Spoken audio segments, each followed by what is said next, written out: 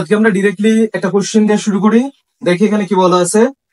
এই সেন্টেন্সে বলা আছে I call him a bloody criminal. আর একটা নিচে সেন্টেন্সে বলা আছে I know the old man. So এই দুইটা সেন্টেন্সের আমরা যদি কোশ্চেন করে, এখানে কোশ্চেন গুলো দেওয়া আছে যে এই দুইটা সেন্টেন্সে এই ফ্রেজ গুলো কোন ফ্রেজ। প্রথমটাতে দেওয়া আছে নাউন ফ্রেজ হবে, অ্যাডজেক্টিভ ফ্রেজও হতে পারে, প্রিপজিশনাল ফ্রেজ হবে, নাকি অ্যাডভার্ব ফ্রেজ হবে। এখন এই উত্তরটা কি হইতে পারে? এখন এই উত্তরের জন্য তোমাদেরকে অবশ্যই noun phrase, adjective phrase, prepositional phrase এবং অ্যাডভার্ব ফ্রেজ সম্পর্কে একটা স্বাভাবিক ধারণা রাখতে হবে।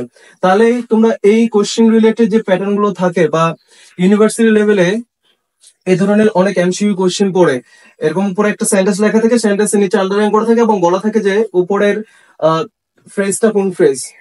তো অবশ্যই এই ফ্রেজের উত্তর পাওয়ার জন্য আজকে আমরা এই ধরনের যে কোশ্চেন গুলো থাকে এই কোশ্চেনে আনসার করার জন্য আজকে আমরা ফ্রেজ রিলেটেড বিষয়গুলো নিয়ে আলোচনা করব। তো আসসালামু আলাইকুম সবাইকে, আশা করছি সবাই অনেক বেশি ভালো আছেন। সো আজকে আমাদের একটা গুরুত্বপূর্ণ টপিক, যেটা তোমরা অলরেডি এখানে দেখতে পাচ্ছ, সেটা হচ্ছে আমাদের ফ্রেজ। সো ফ্রেজ, প্রথমে আমরা ডেফিনেশনটা একটু দেখে নিই যে ফ্রেজ জিনিসটাকে। ফ্রেজ হচ্ছে a phrase is a group of words that stay together and act as a single part of speech. তাহলে ফ্রেজ হচ্ছে কিছু শব্দগুচ্ছ, গ্রুপ অফ ওয়ার্ডস, কিছু শব্দের গুচ্ছ যেটা stay together, যেটা একত্রে থাকে, and act as a single parts of speech, এবং একটা সিঙ্গেল পার্টস অফ স্পিচ এর মতো কাজ করে।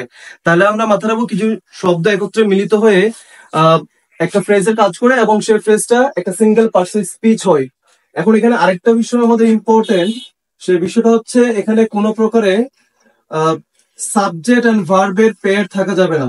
সাবজেক্ট ভার্ব এর কোনো কম্বিনেশন এখানে থাকা যাবে না।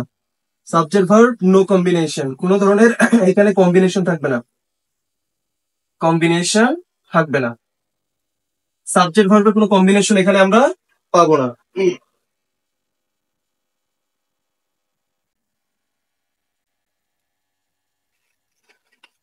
তো দেখো, তাহলে আমরা প্রথমে আমরা দেখলাম যে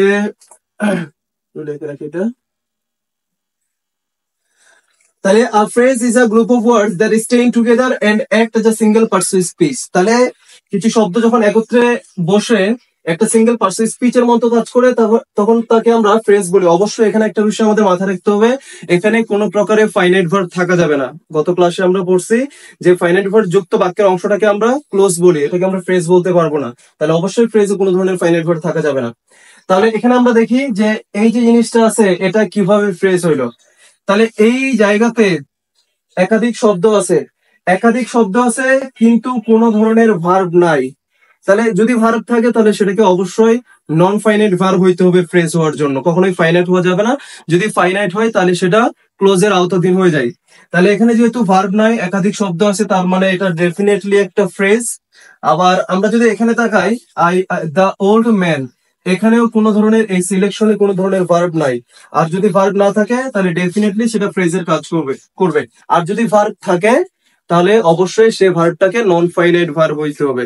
নন ফাইনাইট ভার্ব আমাদের তিন ধরনের, ইনফিনিটিভ, জিরান্ড এন্ড পার্টিসিপল। এই তিন ধরনের ভার্ব থাকলেও আমরা সেটাকে ফ্রেজ বলতে পারি। তাহলে কিছু শব্দগুচ্ছ যখন একত্রে মিলিত হয়ে একটা সিঙ্গেল পার্টস স্পিচ এর মতো কাজ করে without any kind of finite verb, সেটাকে আমরা তখন ফ্রেজ বলি। এবং ফ্রেজ আমাদের অনেক ধরনের আছে, যেমন নাউন ফ্রেজ আছে, adjective phrase, verb phrase, adverb phrase, prepositional phrase, infinitive phrase, gerundial phrase, conjunctional phrase, অনেক ধরনের ফ্রেজ আছে। বাট পজিশন ওয়াইজ এই কোশ্চেন গুলো চেঞ্জ হয়। যদি আমরা এর অর্থগুলো ভালো করে বুঝতে না পারি, তখন আমাদের পজিশন গুলো যদি আমরা বের করতে না পারি, তাহলে আমরা সঠিক অ্যান্সারটা মিলাইতে পারবো না। তো এখন আমরা প্রথমে নাউন ফ্রেজ নিয়ে একটু আলোচনা করি, তারপরে আমরা এই জিনিসগুলো ভালোভাবে বুঝবো। দেখি আমাদের প্রথম যে ফ্রেজটা আছে সেটা হচ্ছে আমাদের নাউন ফ্রেজ। আমরা নাউন ফ্রেজটাই পড়বো এই ক্লাসে। তাহলে দেখুন, তাহলে নাউন ফ্রেজ জিনিসটা কি? নাউন ফ্রেজ হচ্ছে যে phrase the phrase which act like a noun is called noun phrase.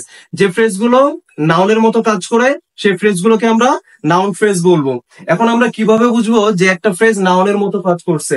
তাহলে এটা বোঝার আগে অবশ্যই তোমাদের নাউনের পজিশন গুলো দেখতে হবে যে নাউন কোন কোন জায়গাতে বসে। যেরকম আমরা নাউনের 4টা মৌলিক জায়গা অলরেডি ক্লোজে পড়ছিলাম। প্রথমটা ছিল আমাদের একটা সাবজেক্ট হিসেবে বসে, অবজেক্ট হিসেবে বসে, প্রিপজিশনাল অবজেক্ট, এন্ড ছিল কমপ্লিমেন্ট হিসেবে। তো এই 4 জায়গায় যদি কোনো ফ্রেজকে আমরা পাই তাহলে সেটাকে আমরা নাউন ফ্রেজ বলবো। তাহলে নাউন ফ্রেজ হচ্ছে যে ফ্রেজ গুলো নাউনের মতো কাজ করে সেই ফ্রেজ গুলোকে আমরা নাউন ফ্রেজ বলবো। তো 4টা পজিশন আমাদের মাথায় রাখতে হবে। প্রথম পজিশন হচ্ছে সাবজেক্ট হিসেবে থাকবে, 2 নম্বর পজিশন হচ্ছে আমাদের অবজেক্ট হিসেবে থাকে, 3 নম্বর পজিশন হচ্ছে আমাদের কমপ্লিমেন্ট আকারে থাকবে, এবং 4 নম্বর পজিশন হচ্ছে প্রিপজিশনাল অবজেক্ট আকারে থাকে, প্রিপজিশনাল অবজেক্ট আকারে থাকে। তাহলে এই 4 জায়গায় যখন আমরা কোনো ফ্রেজকে পাবো সেই ফ্রেজকে আমাদের নাউন ফ্রেজ বলতে হয়। তাহলে আমরা একটা এক্সাম্পল দিই। যদি আমরা এখানে লিখি, the old lady was very sick।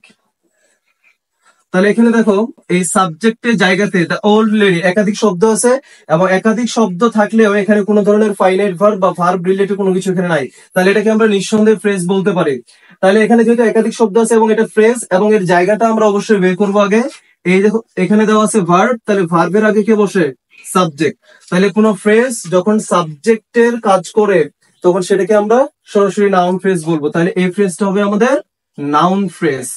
আবার যদি আমরা অবজেক্ট হিসেবে দেখি, I know the brilliant boy, I know the brilliant বয়। তাহলে এখানে আমরা দেখি দ্য ব্রিলিয়ান্ট বয় একাধিক শব্দ আছে without any kind of finite verb, তাহলে এটাকেও আমরা ফ্রেজ বলবো। এখন এই ফ্রেজের অবস্থানটা কোথায় আমরা অবস্থানটা একটু দেখি। তাহলে এই ফ্রেজের অবস্থানটা হচ্ছে অবজেক্টের জায়গাতে। নোটা হচ্ছে one kind of transitive verb, আর ট্রানজিটিভ ভার্ব সবসময় অবজেক্ট গ্রহণ করে। তাহলে এই জায়গাটা হচ্ছে অবজেক্টের। তাহলে আমি কি জানি? আমি কাকে চিনি? এই মেধাবী ছেলেটাকে চিনি। তাহলে এই জায়গাটাতে অবজেক্টের জায়গাতে এই ফ্রেজটা বসে আছে, এই জন্য এটাকেও আমরা নাউন ফ্রেজ বলবো। এরপর আছে আমাদের কমপ্লিমেন্ট আকারে। যদি আমরা বলি he is a very good boy, he is a very good boy, তাহলে এখানে আমরা দেখি আ ভেরি গুড বয়। তাহলে এখানেও আমাদের একাধিক শব্দ আছে, ফ্রেজের কাজ করছে, এবং আ ভেরি গুড বয় এবং হি এই দুইটা জিনিস একজন ব্যক্তিকে বোঝাচ্ছে, এই জন্য এটা হচ্ছে কমপ্লিমেন্ট। আদারওয়াইজ আমরা এভাবে বুঝতে পারি ইজটা হচ্ছে লিঙ্কিং ভার্ব, আর লিঙ্কিং ভার্বের পরে কমপ্লিমেন্ট বসে।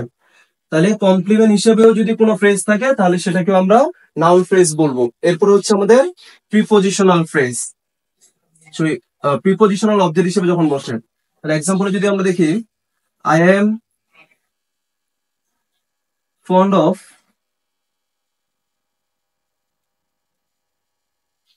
Taking sugar.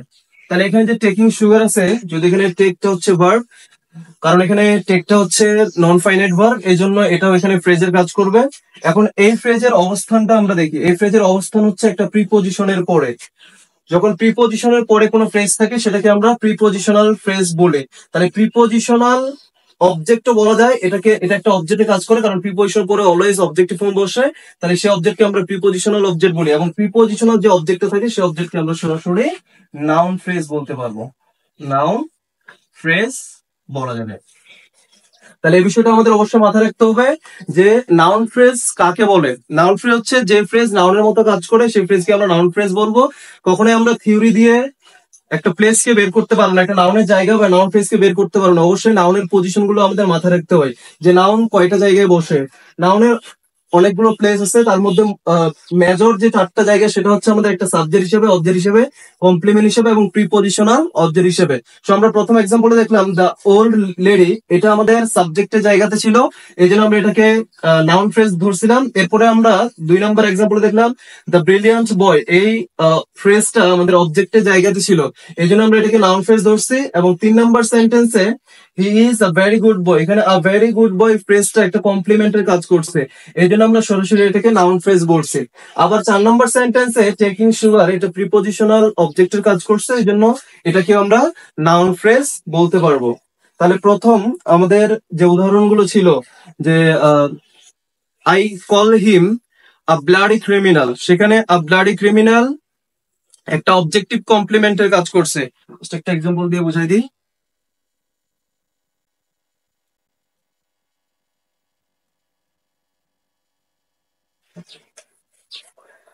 তাহলে আমাদের সেন্টেন্সটা প্রথমে ছিল I call him I call him a bloody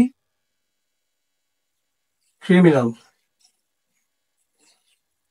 তাহলে এখানে আমাদের ছিল আ ব্লাডি ক্রিমিনাল কোন ফ্রেজ? তাহলে আমরা এখানে দেখি I call him a bloody criminal, এই জায়গাটা হচ্ছে অবজেক্টিভ কমপ্লিমেন্টের একটা জায়গা। তাহলে এটা কমপ্লিমেন্ট হিসেবে কাজ করছে। আ ব্লাডি ক্রিমিনাল আর হিমের মধ্যে কোনো পার্থক্য নাই, এই জন্য ব্লাডি ক্রিমিনাল হচ্ছে কমপ্লিমেন্ট। এই জন্য এই ফ্রেজকে আমরা সরাসরি নাউন ফ্রেজ বলতে পারবো। তারপর 2 নম্বরে ছিল আমাদের I know the old lady, এরকম একটা সেন্টেন্স মনে হয় লিখছিলাম আমরা, ওল্ড লেডি। তাহলে ডিরেক্টলি দেখো এক্সাম্পলে আমরা দেখছিলাম যে এটা কার জায়গায় বসে আছে, নোটা হচ্ছে ট্রানজিটিভ ভার্ব, ট্রানজিটিভ ভার্বের পরে অবজেক্ট বসে, আর অবজেক্ট হিসেবে যে ফ্রেজ থাকে সেই ফ্রেজকে আমরা নাউন ফ্রেজ বলতে পারবো। তাহলে এটা হচ্ছে আমাদের নাউন ফ্রেজ। সো এভাবে তোমাদেরকে অ্যাডমিশন রিলেটেড যে কোশ্চেন গুলো, এমসিকিউ কোশ্চেন গুলো ফ্রেজ থেকে, এভাবে তোমাদেরকে এই কোশ্চেন গুলো বের করতে হবে। তাহলে অবশ্যই নাউন ফ্রেজ পড়ার আগে নাউনের পজিশন গুলো ভালোভাবে দেখতে হয়, নাউনের পজিশন গুলো বের করতে শিখতে হয়। তারপরে যদি তুমি এগুলো পড়ো তাহলে সহজেই তুমি নাউন ফ্রেজ যে কোনো জায়গা থেকে বের করতে পারবা। সো আজকের ক্লাস এখান থেকে থাকবে, আগামী নেক্সট ক্লাসে তোমাদের সাথে দেখা হবে। ধন্যবাদ সবাইকে।